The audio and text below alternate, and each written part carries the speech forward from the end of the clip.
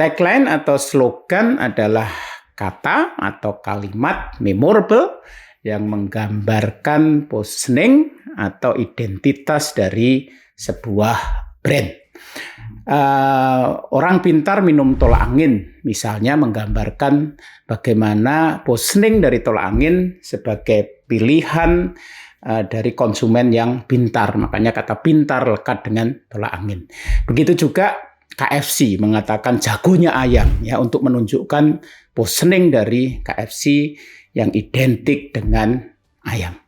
Teman-teman, tagline adalah alat ampuh yang bisa menciptakan emotional connection antara brand dengan konsumennya. Contohnya Nike, ya, Just Do It, ya. Just Do It bisa menjadi sebuah tagline yang mendekatkan konsumen dengan brand karena tagline ini menciptakan emotional connection antara brand dengan customer-nya.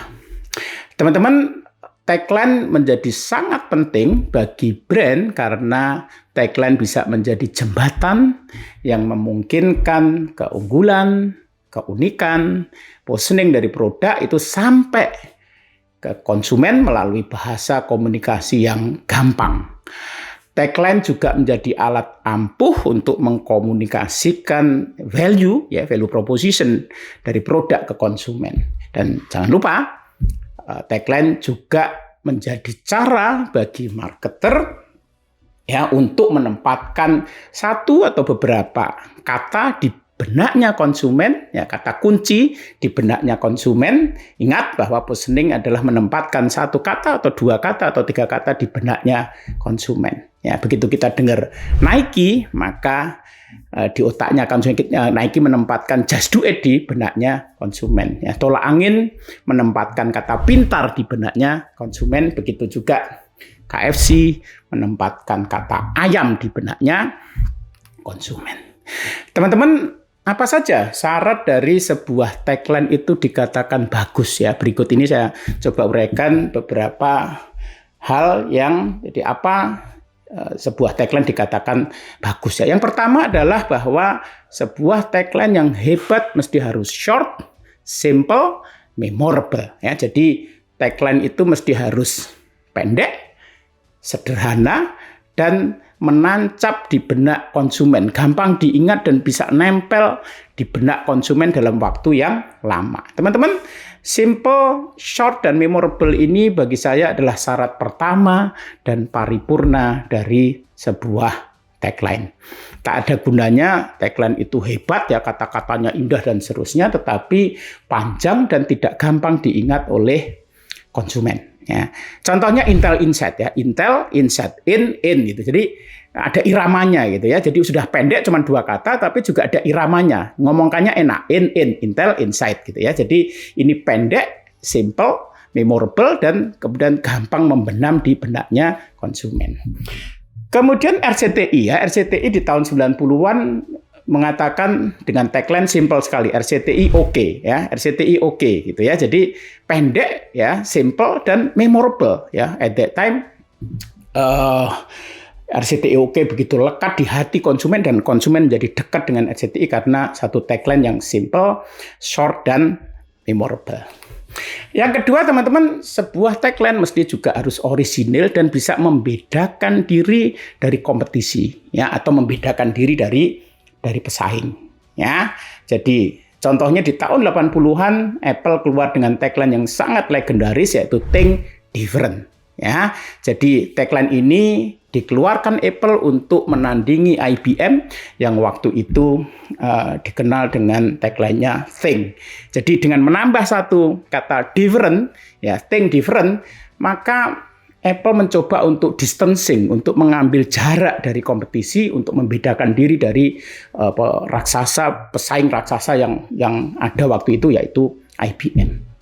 Begitu juga Sosro, ya, teh botol Sosro mengatakan apapun makanannya, maka minumannya adalah teh botol Sosro. Ini juga upaya teh botol Sosro untuk mendominasi kategori dengan menciptakan satu tagline di mana melalui tagline itu dia mengatakan bahwa apapun makanannya, ya asal minumnya teh botol sosro, maka semuanya akan jadi oke. Yang ketiga, teman-teman, sebuah tagline mesti juga harus bisa mengclarify atau memperjelas positioning dan key benefit atau value proposition dari produk. Ya, balik lagi tadi contohnya KFC yang mengatakan dengan tagline jagonya ayam, maka KFC ingin mengatakan, mengclarify, memperjelas positioningnya bahwa KFC adalah ayam. Ya, KFC identik dengan ayam. Kopiko mengatakan gantinya ngopi. Ya, sebenarnya melalui tagline ini, Kopiko ingin mengatakan kepada konsumennya bahwa key benefit atau value proposition utama dari Kopiko adalah permen sebagai ganti ngopi. Ya. Begitu juga dengan contoh yang menarik, salah satu tagline yang legendary di Indonesia adalah Pegadaian yang mengatakan mengatasi masalah tanpa masalah. Melalui tagline ini, Pegadaian ingin mengclarify value proposition atau key benefit dari Pegadaian, yaitu sebagai solusi ya bagi konsumen, yang solusi yang tidak menciptakan rentetan permasalahan berikutnya. Jadi dia mengatakan mengatasi masalah tanpa masalah. Yang keempat, teman-teman, sebuah tagline yang bagus mesti juga harus ya merefleksikan brand identity dan brand promise. Ya, jadi tagline itu harus menjadi refleksi dari identitas brand dan janji dari brand. Ya, Mas Pion mengatakan cintailah produk-produk Indonesia. Sebenarnya melalui tagline ini, Mas Pion ingin mengatakan bahwa Mas Pion adalah produk lokal, produk nasional yang menjadi kebanggaan bangsa. Ya, ini adalah identitas brand.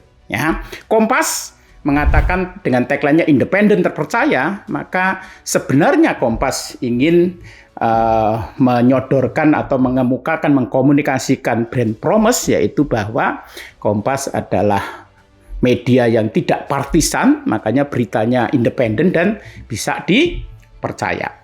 Begitu juga balik lagi tadi Intel Insight ya, dengan Intel Insight itu sebenarnya melalui tagline ini Intel ingin mengatakan bahwa promise-nya ya, brand promise-nya yaitu bahwa apapun komputernya sejauh prosesornya adalah Intel, maka komputer itu akan oke ya. Jadi ini adalah brand promise dari Intel. Terakhir, teman-teman, sebuah tagline bagus ketika dia berani take risk ya. Tagline yang bagus adalah tagline yang unik ya, yang otentik, dan dia berani take risk, tidak terjebak ke dalam ungkapan atau ide yang bersifat generik ya. Ide generik itu misalnya wah kita bilang yang paling hebat di dunia, nomor satu di dunia, yang terhebat, yang terbesar, yang terkuat, yang tercepat dan seterusnya. Makanya di tahun 80-an juga ya Avis mengatakan we are number 2 ya, but we try harder ya. Jadi ketika banyak brand lain mengatakan nomor 1 gitu ya, Avis justru mengatakan we are number 2 ya, but we try harder. Jadi kita nggak nomor 1, tapi kita berjuang habis-habisan melebihi yang nomor 1. Ini adalah brand promise sebenarnya ya. Jadi ini pilihan yang menurut saya berani take risk, teman-teman. Berani nyeleneh dan berani take risk gitu ya. Tidak seperti pada umumnya gitu ya. Tidak seperti yang business as usual yang biasanya gitu. Teman-teman, di tahun 90-an juga begitu. Email mengambil satu tagline bukan basa-basi. Ya, at that time ya di tahun 90-an itu, teman-teman, pilihan bukan basa-basi itu otentik, fresh, nyeleneh dan belum ada sebelumnya. Ya, jadi Email berani ngambil resiko untuk menyodorkan satu tagline yang beda dari yang lain gitu ya. Jadi pada waktu itu banyak orang suka basa-basi di era Orde Baru, tetapi Email mengatakan kita nggak suka basa-basi, kita apa adanya. Makanya tagline bukan basa-basi itu menjadi populer, menjadi social movement di Indonesia. Jadi teman-teman, sebuah tagline mesti harus unik, harus otentik, dan harus berani take risk.